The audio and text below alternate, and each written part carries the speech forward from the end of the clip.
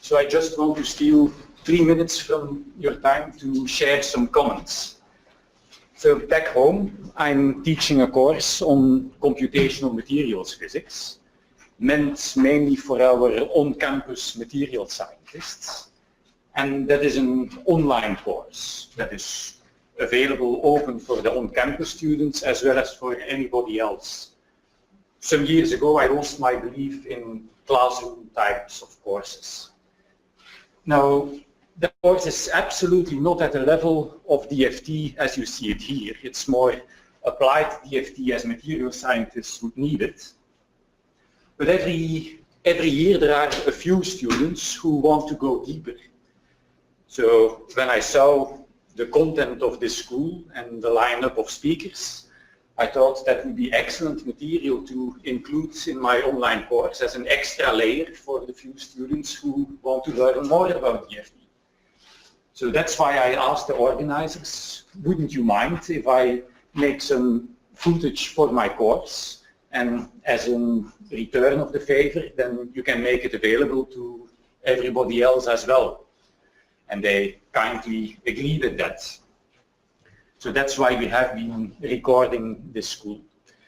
Now, I would like to give a few suggestions what you can do with that kind of material, because it's not just a recording.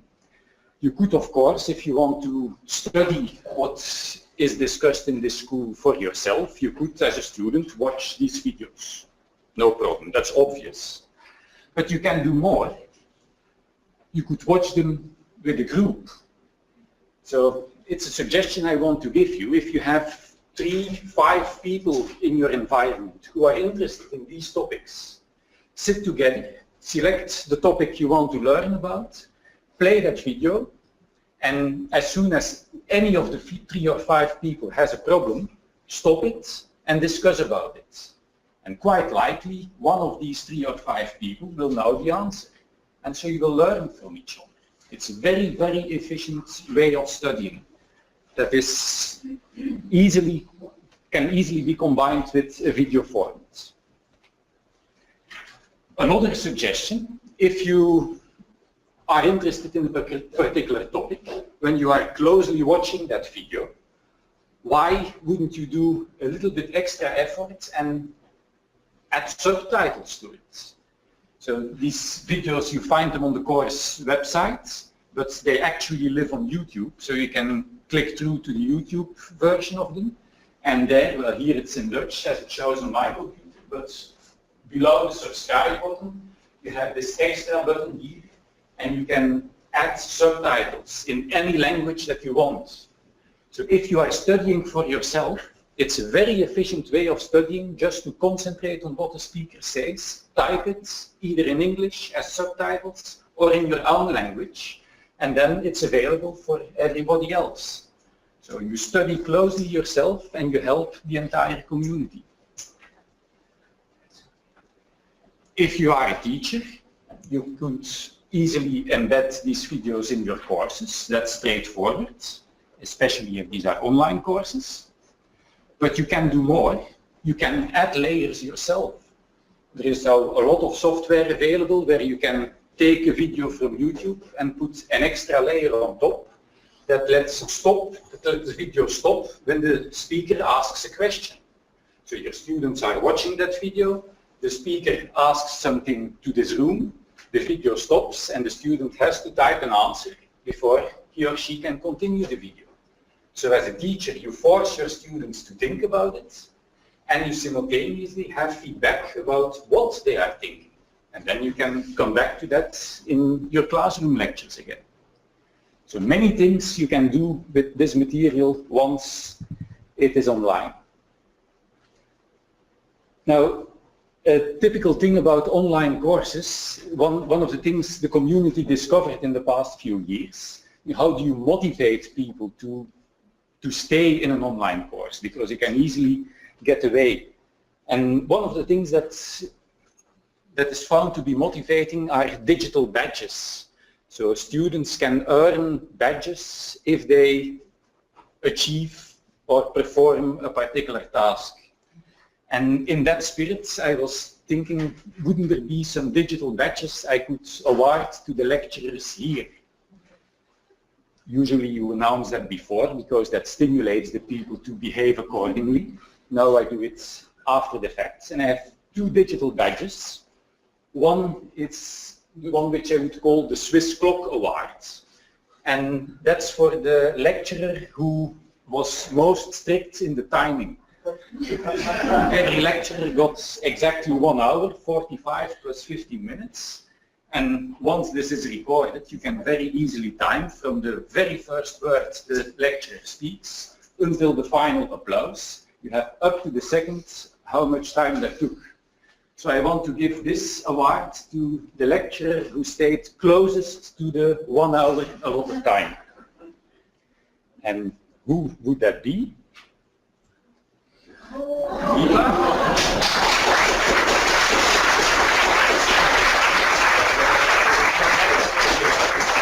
59 minutes and 58 seconds. It's Swiss precision. I will not tell who is it. You can check for yourself. The second award is a somewhat less quantitative award, it's more subjective. It's what I would call the kinetic energy award. So some speakers are very easy to record. They stand and they are speaking, or they move slowly and I can easily follow. But some other speakers are running all over the place and this camera goes back and forth. I don't say that is a good or a bad thing, it's just a difference. So I want to give this subjective kinetic energy award to the speaker who was moving most. And the winner here is, you might guess for yourself. After your lectures, my hand was aching.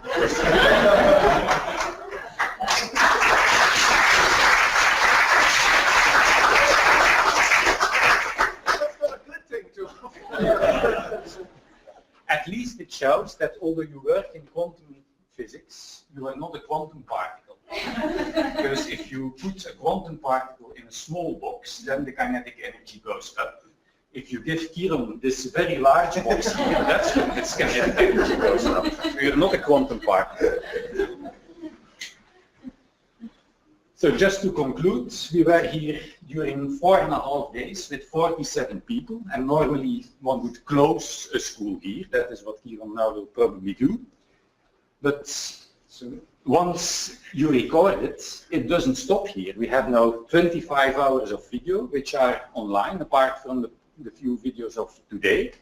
And these will serve much more than 47 people and for a much longer period of time. So this school actually doesn't stop here, it starts here.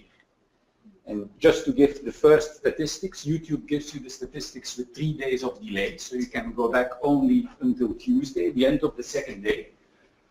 What did people do online with this? There were 4 talks that had already had a full view, so not just clicking on it, but really watching it from the beginning to the end. The Hohenberg Kohn and Constrained Search talk was watched even 3 times already, and that was twice from the USA, twice from Switzerland, twice from Israel, and once from Ireland. So just after 24 hours of being online. So I guess these numbers will surely increase much more in the coming weeks and years. So far, my thoughts.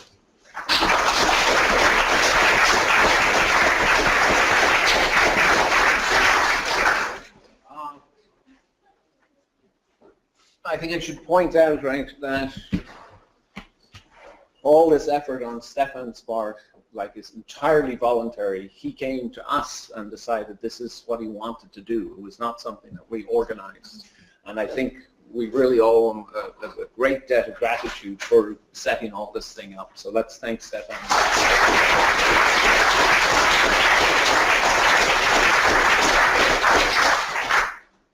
So,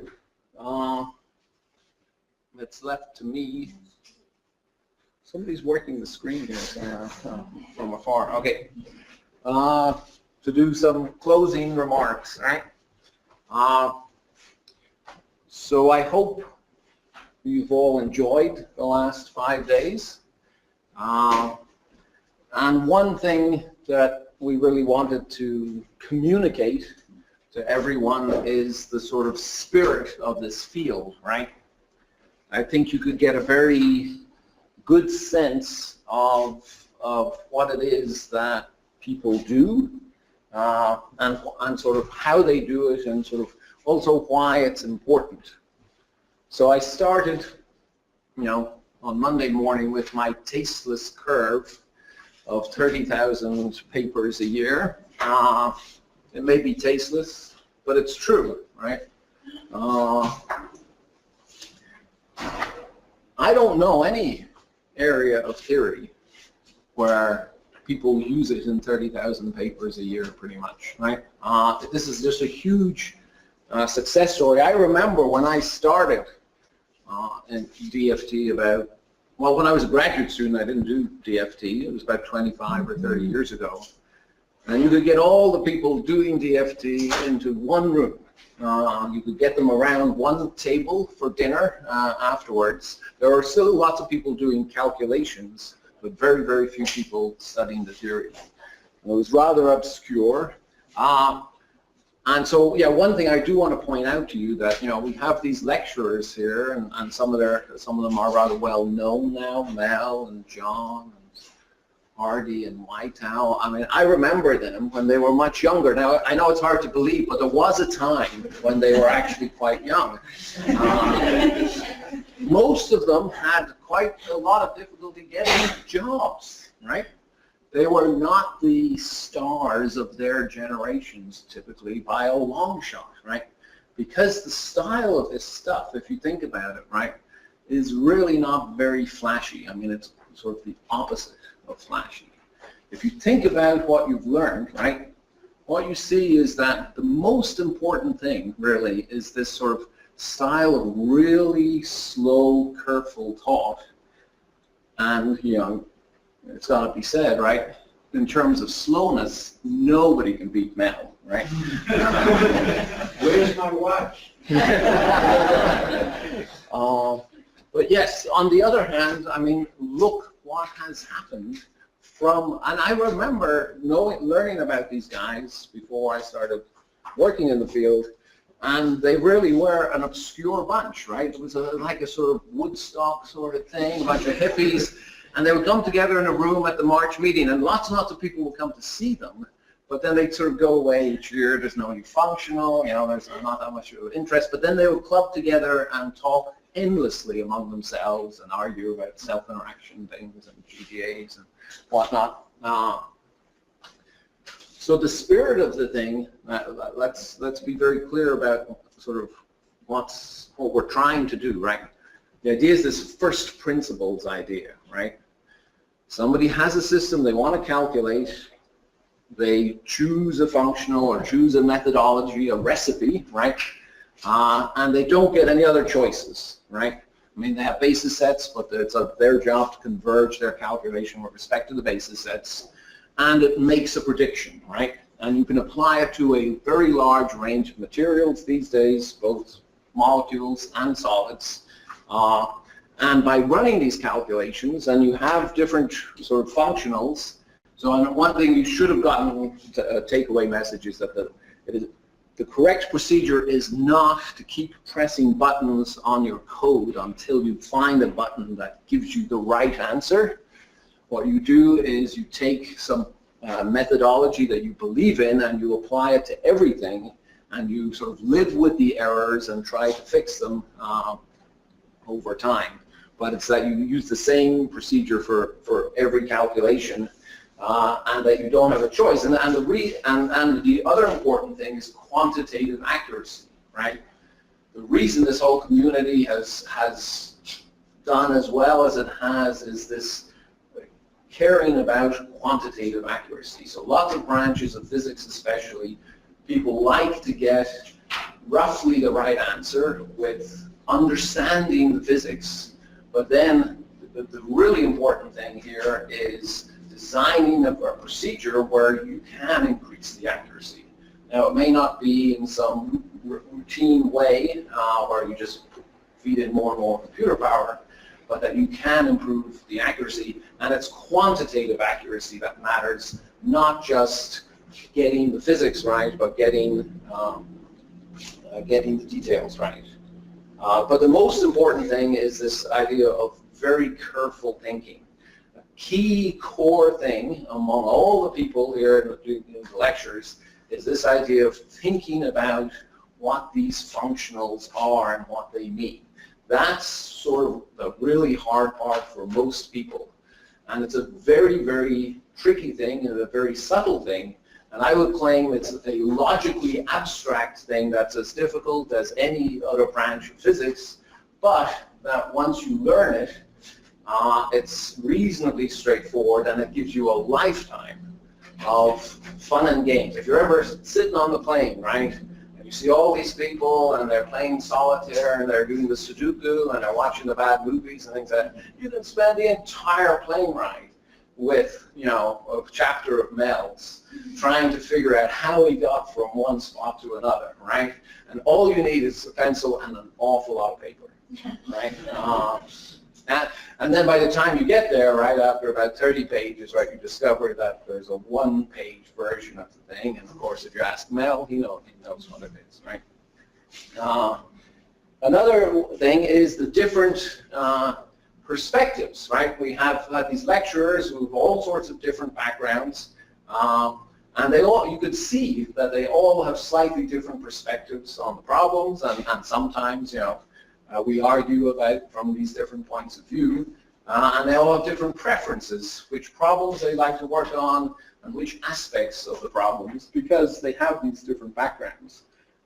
Very few of us were really trained in straight sort of electronic structure originally, and there is that flavor that it doesn't really, that the field learns from all these different ways of thinking.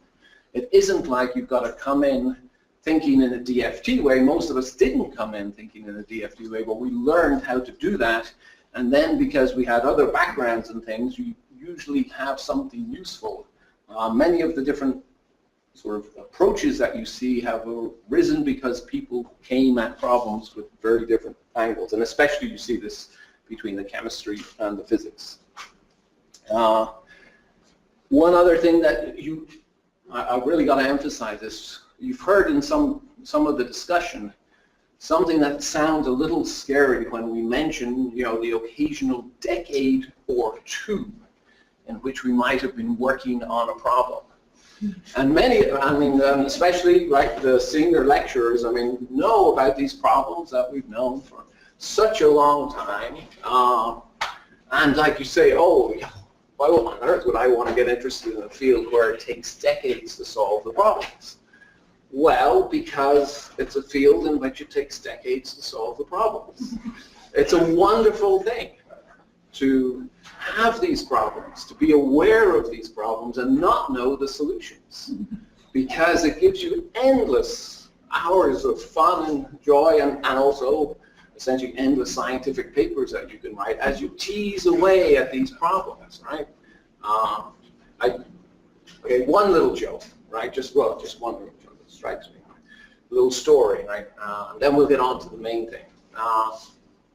When Mel was being hired at Tulane in the chemistry department as a young assistant professor, he had to write a research proposal. Now, back in those days, it wasn't quite as sophisticated as it is now. It might have just been one page long. And his proposal was very simple. He was going to find the density functional, right? That's how naive he was. He was just going to find the density functional. That was his proposal. Exactly. Well, that's right. And they didn't know any better, so they still hired him, right? But then, right, in 1979, he did, right? He wrote down the constrained search, and that is the exact functional. So he actually did what he said he would do in a research proposal. How many people in this room have ever done that? He's the only person. I think that may have been the only research proposal he ever wrote, by the way. And the other thing is, right, how clever was that? Because A, he did what he said he was going to do, but B, of course, coming up with a more explicit form, he's still working on the same topic that he suggested when he was going to become an assistant professor, right? So we got it both ways. So yes, okay. And yes, the last thing is I mean, I hope it was utterly apparent to everybody here, right? This sort of friendly spirit of this thing. And I think in minute 36 of Mel's last lecture was the highlight of everybody's week, right? When Hardy almost physically attacked him. Because he thought for a minute that Mel was claiming that he solved the V-representability problem, and all of us know that this is still around and has been around for about 40 or 50 years. Yes, but you see, and part of that is in the old days, people in DFT would say, success hasn't changed me because I haven't had any, right? Now that has changed a little, right? You remember it used to be like that. But it's changed a little, but I would say, looking at the people around, it really hasn't changed the sense of this community, right? They did not grow up in very, let's say, rich circumstances. Many of them could barely get a job at the time, right? And that spirit of everybody helping everybody, I think, has really survived, despite things getting a little busier over the last 10 or 20 years. Okay, so those are my remarks. These are thoughts to take away with you, right? The most important thing is to try one of Mel's exercises with a pencil and paper on the way home. The most important thing about learning this DFT, the first step is getting the exact concepts into your head. These are not things you can calculate. They are not things you can even derive in a sense. They are more things that are concepts. They're really important, and the most important thing actually about these concepts is to get them when you're young. Because once you've learned how to do proper many-body theory or how to do proper quantum chemistry, it becomes really, really difficult in a sense, because the logic is just very different from any other branch of physics or chemistry. Okay, so that's my remarks about our school. And now we have one last duty. Actually, is Marianne or any of the others are not here already? Well, so what you can do electronically, right, is I think you should express your gratitude to CCAM for hosting this. They really took care of everything for us. And also, if you like, especially the style in which this was done, as you saw, they don't use their blackboard so often, and they didn't even have good markers when we arrived because nobody had opened them for about 15 years. If you like those aspects of things, I think it's important to express that so that they will see that this kind of activity is worthwhile. Okay, and now, so how many people here think that this DFT stuff is really worth learning at the end of your week here? Raise your hand if you think it was worth learning. Okay? So now we're going to talk about the sort of price of admission to this very friendly club. How do I get this screen back up? Somebody is, escape down here. Yeah, okay. Elise, can you come up, please? Okay. Where's the browser? Okay. Okay. So one of the things is we really like to sing this song. And Elise is going to help us. Just a minute.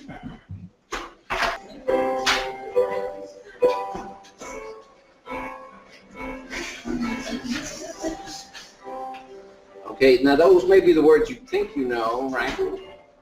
Okay, but watch the screen. Start singing. Dig, dig, we'll dig. Which one got to? Okay, we're going to start. Wait.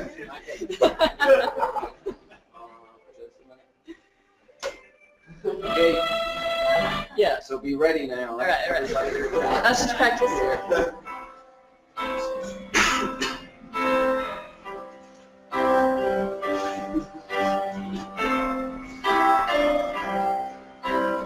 Find my photos,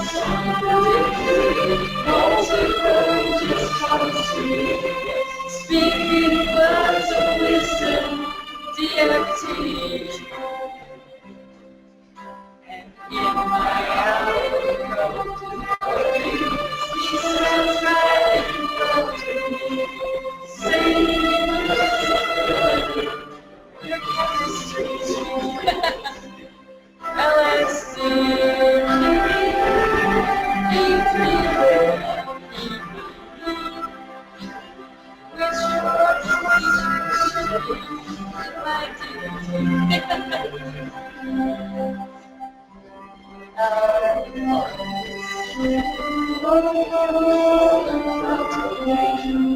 which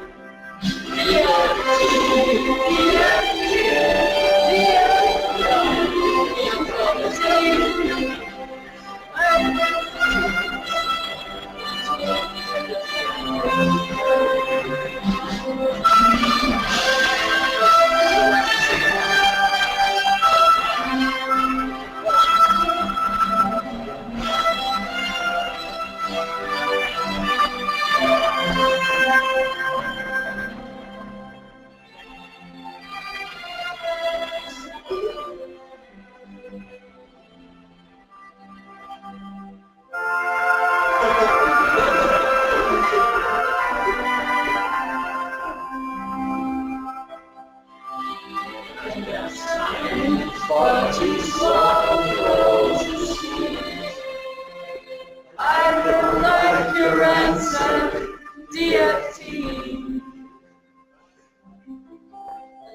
Though it may be altered with a hybrid DFT, can I trust my answer in reality? DFT,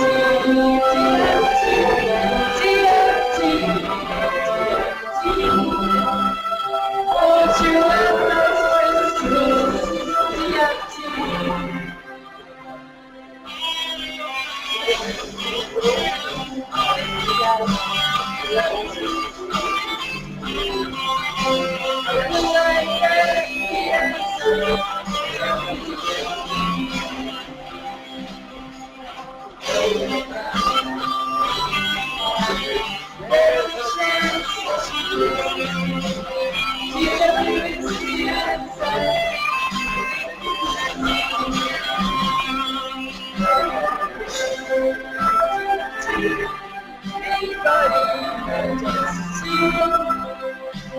This must be the answer which we all need.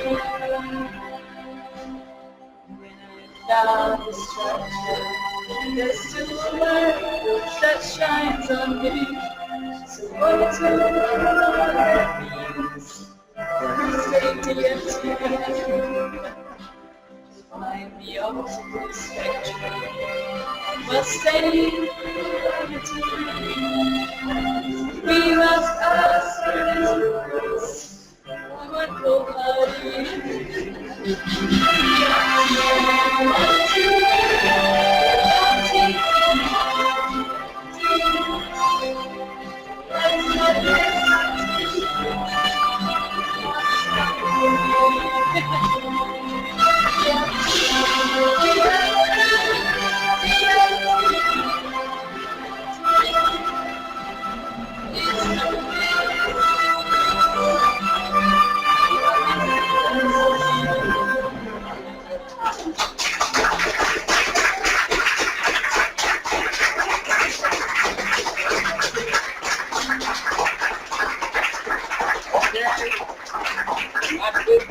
workshop. Thank you very much. Go home and trust yourself.